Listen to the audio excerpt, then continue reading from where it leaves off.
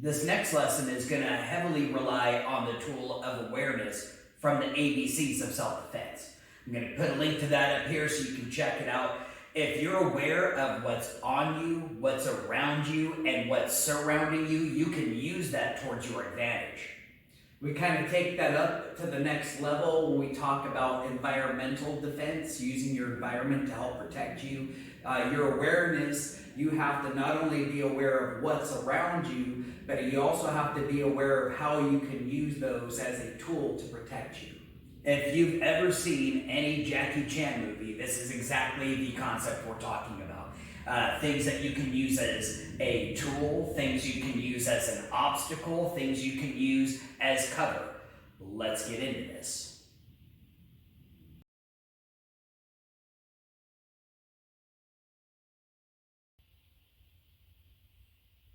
First thing we want to cover here with using your environment in self-defense is using your environment as a tool.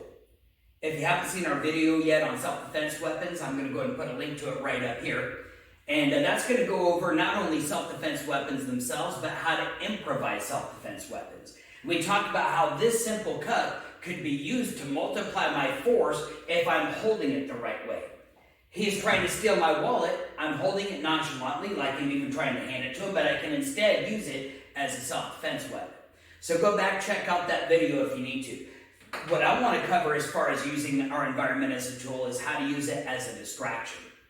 This first thing I'm going to talk about, you've seen it used in the movies all the time, where the hero's trying to hide and the villain almost catches him. He takes a glass or a bottle and he throws it and it makes a crash, and all of a sudden they go over there to investigate, giving them the opportunity to escape. That's a little bit fantasized, but that could certainly work, even if you had to roll the glass across the floor. If he's trying to take my wallet, you've got a couple options. I can throw my wallet this way, and then I can run that way while he goes after it. I'm not really concerned about the wallet. I'd recommend make photocopies of all of your credit cards, keep them in a filing cabinet at home. He wants my wallet, he can have it. I'm just going to go home and cancel all my credit cards. Outside of that, it's just my ID, which can be replaced, and money. I don't generally carry that much on me. But I could also use this as a distraction trying to hand it to him, and I drop it. And when he goes to get it, boom, I can kick him in the face. Also, you probably saw, if you've seen Bloodsport, you saw Jean-Claude Van Damme take his bag off, and he throws it to the guy. When he goes to catch it, that's when he took the opportunity to attack. So if you can figure out how to use your environment as a distracted tool, that can help you either use your self-defense items or get away.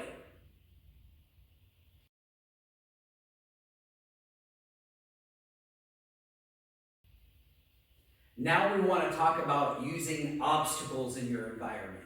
For example, this table.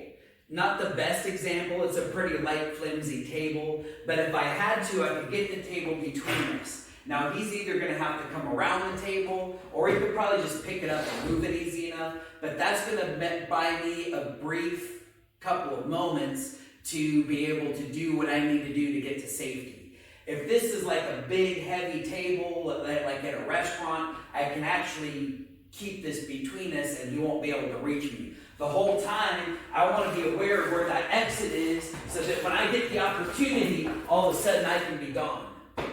And he's going to have to come around that table to be able to get to there, so that's going to give some distance between him and me by the time I hit that exit door.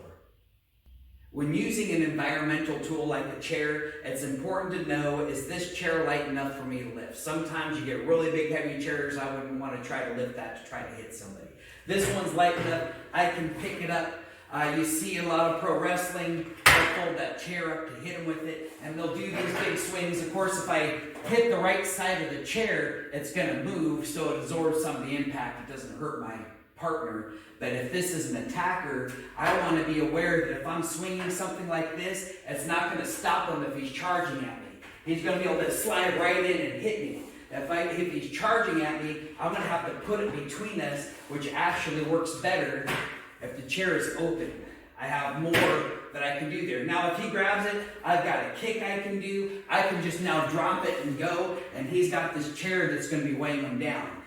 So, if it's a big heavy chair, I could maybe use it as an obstacle like I did with the table, get it between us, and now he's going to have to deal with going around the chair or through the chair, buying me extra time that I need to get to my exit. Let's imagine for a moment that this heavy bag is a pillar. If he starts getting intense with me, I could use this as an obstacle. Problem is, as soon as I try to hide behind it like I'm Bugs Bunny or something, I might have just escalated the situation. So I don't need to be completely up against it. If I'm aware the pillar's right there, I can even just get the pillar next to me. He's going to have a hard time attacking me on this side right now. That's his right side. That's his power side. I almost completely eliminated that. If he goes to take a punch at me, I can just step to the other side, and now, just like we did with the table and chair, I just try to keep the pillar between him and me.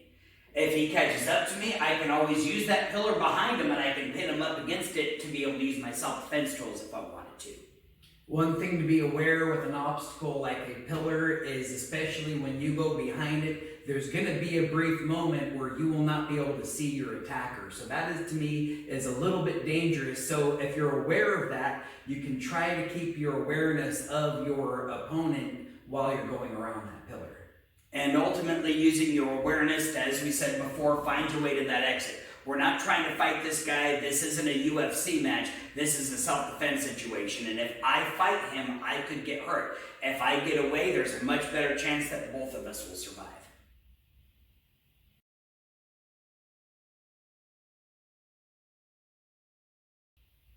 The last part of using your environment I wanted to mention was the difference between concealment versus cover. Concealment is like when the guy comes into the restaurant with a gun and you dive underneath the table. That table is not going to stop the bullet, but what it's going to do is prevent him from seeing you to be able to shoot you. And it might shield you a little bit from broken glass that's flying everywhere. One thing I want to bring up that is important for both cover and concealment is if you're going to be looking out to see where danger is, you don't want to be too close to your object. Let me show you what I'm talking about. I'm going to use this table as an example of concealment. Obviously, this table is not going to stop a bullet, but what it will do is prevent the aggressor from being able to see me. If I'm hiding from my assailant, I want to make sure I'm not too close to the obstacle. Because if I pop down and I want to pop up to see you, you're going to see way more of my head before I see you.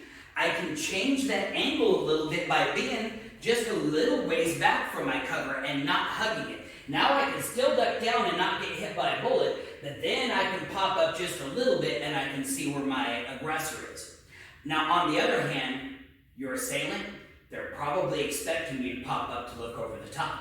So you might have to have a little bit of a Scooby-Doo moment here. First time that you go to peek out, you might try peeking from one side. Oh, he saw me. Then I might look at, oh, he saw me again. I might look out the other side, and all of a sudden he doesn't notice me. Now's my opportunity to deploy my self-defense tool or head to my exit if I saw that opportunity. When we talk about cover, we're talking about hiding behind something that could potentially stop a bullet. Now, this wall wouldn't make great cover because really it's drywall, insulation, and wood. If I happen to be behind one of the 2x4s, that might stop a bullet. But if it was concrete, it would definitely stop a bullet.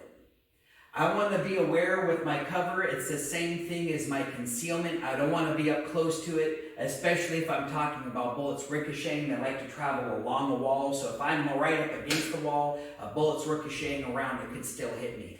The other reason we don't want to be too close to our cover is just the fact that if I have a weapon I need to deploy and I'm right up here close to this pillar, I'm going to have to come around the pillar and then push my weapon out because right now I'm too close. However, if I back away and I already have my weapon in front of me, I can use this as cover and be able to peek around and fire my weapon, ultimately goal being making my way to this exit.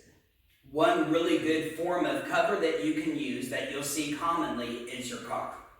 But you obviously don't want to be hiding behind the door. You don't want to be hiding behind a window. Those aren't going to stop the bullet. They might slow it down. They might redirect it and you get lucky. But do you want to bet your life on luck? So better is if you can hide behind the engine block. That will definitely stop a bullet. Hide behind one of the wheel wells, either the front wheel well or the back wheel well. That's where all the metal on that car stacks up, and it's definitely going to stop a bullet. In conclusion, what you'll notice is your awareness of your surroundings is ultimately what's important. Having that A of your ABCs. What's here? How can I use it? Where's my exit?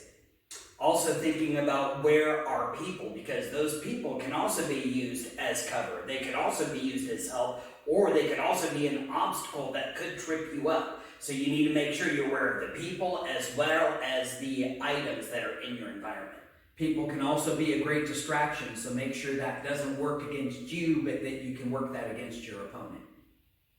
Ultimately, all of this, you need to have proper self-defense tools in order to be able to defend yourself. Your awareness of your surrounding and being able to use your surroundings is only one small part. So as always, I would highly recommend go out and seek training. You can either find it here on our YouTube channel, or you can come in and check us out here in Medford and Eagle Point at dojo2u.com. You'll get all the details there.